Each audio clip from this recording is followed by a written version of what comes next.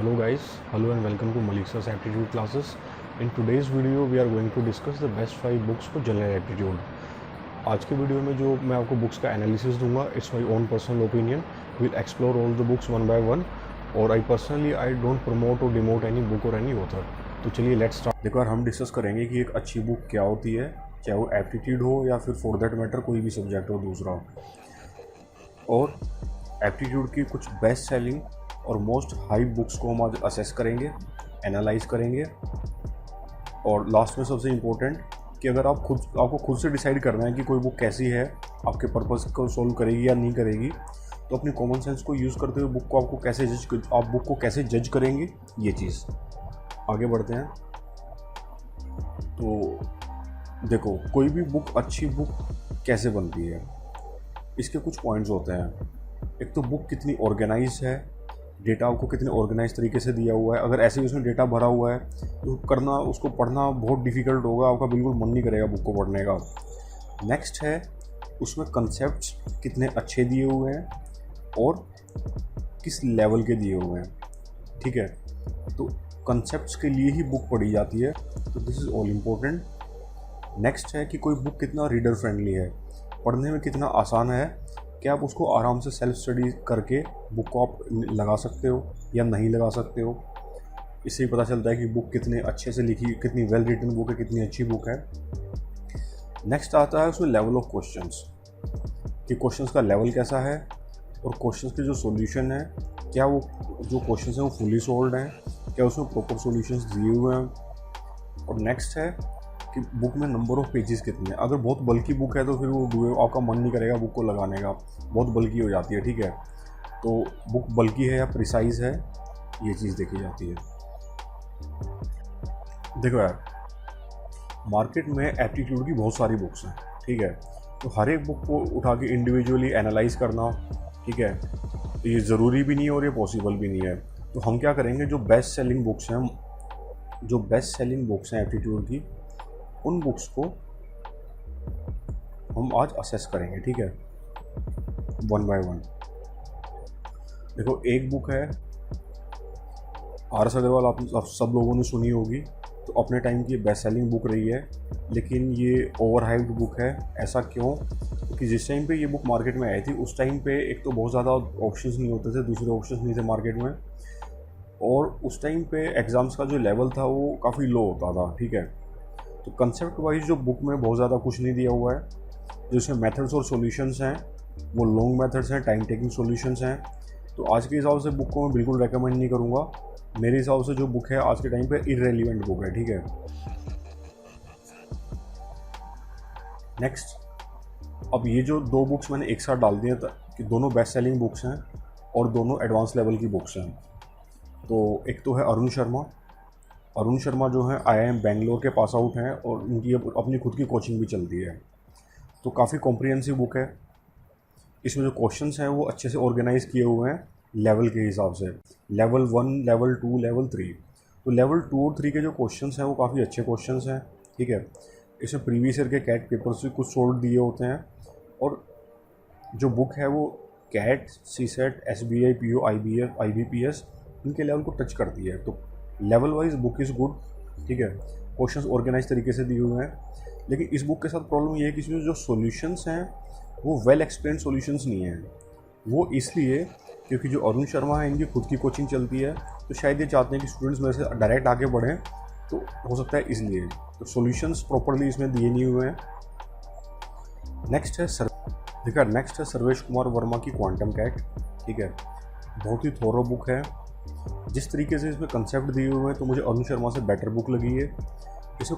और कैट के लिए, CSET के लिए, आप अलग बैंक PO एग्ज़ाम्स के लिए SBI, PO, IBPS, इन सब के लिए आप बुक को आप आराम से रेफ़र कर सकते हैं. ये 3 जो असेसमेंट हैं ये प्राइवेट सेक्टर में एंट्री लेवल जॉब्स के लिए होती हैं. ये कि आप एग्ज़ाम क्रैक करो, they will call you for the interview and you get the job. तो एंट्री लेवल जॉब के लिए असेसमेंट्स होती हैं ये. तो इसके लिए प्लस जैसे कैंपस प्लेसमेंट के लिए, जो कैंपस प्लेसमेंट में क्या होता है, काफ़ी जो फॉर्म्स होती हैं, कंपनीज होती हैं, they conduct their own aptitude exams. तो उसके लिए आप इसको आराम से रेफ़र कर सकते हैं, बहुत अच्छी बुक है। बस इसके साथ एक प्रॉब्लम है कि बुक काफ़ी बल्की है, क्योंकि जैसे हमने डिस्कस किया था कि इसमें क्वेश्चन बहुत सारे दिए हुए हैं, तो उससे बुक जो है थोड़ी बल्की हो जाती है। देखो, जो अगली 2 बुक हैं ये बेसिक बुक हैं, ठीक है। एक तो ये है आपकी रीजनिंग एंड एप्टीट्यूड, तो ये मेडिजी पब्लिकेशन की बुक है।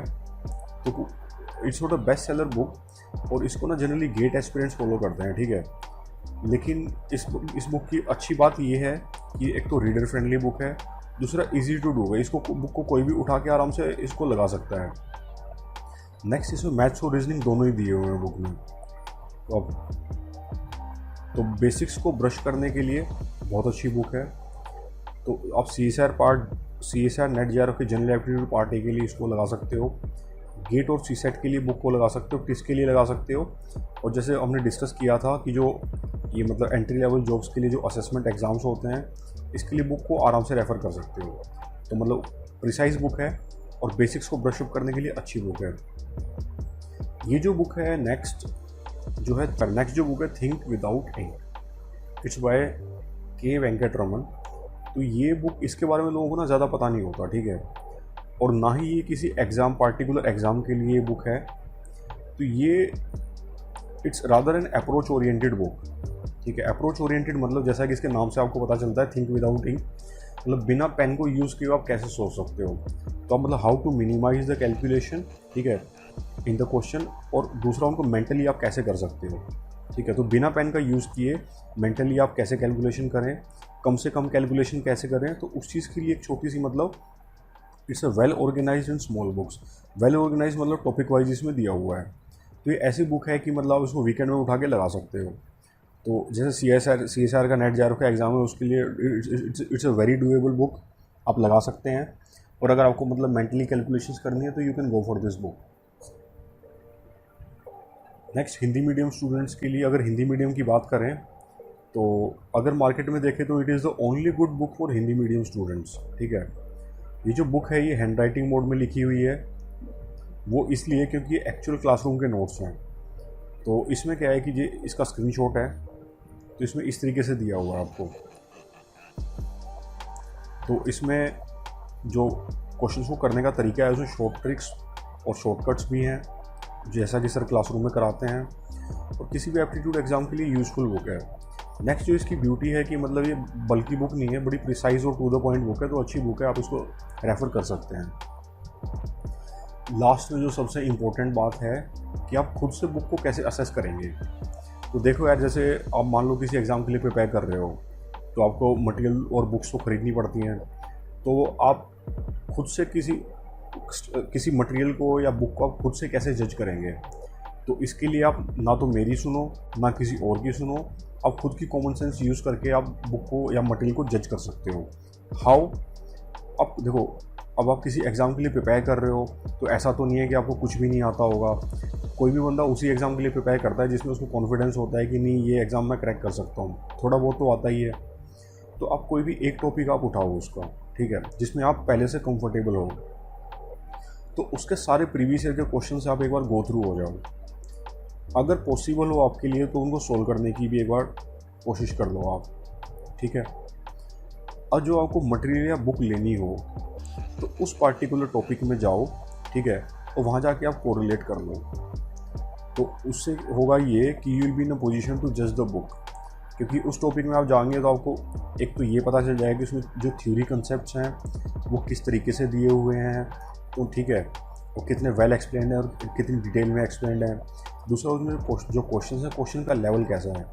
तो इससे होगा क्या, आपको बुक की औकात पता चल जाएगी कि जिस एग्ज़ाम के लिए आप प्रिपेयर कर रहे हैं क्या, तो उस एग्ज़ाम के लिए क्या वो बुक आपकी ज़रूरतों को एड्रेस करती है, एग्ज़ाम के लिए क्या वो सफिशिएंट रहेगी। तो आप आराम से उसको जज कर सकते हैं, ठीक है। ओके, तो थैंक्स फॉर वॉचिंग गाइस। अगर वीडियो अच्छा लगा तो कमेंट करके ज़रूर बताएं। Thank you.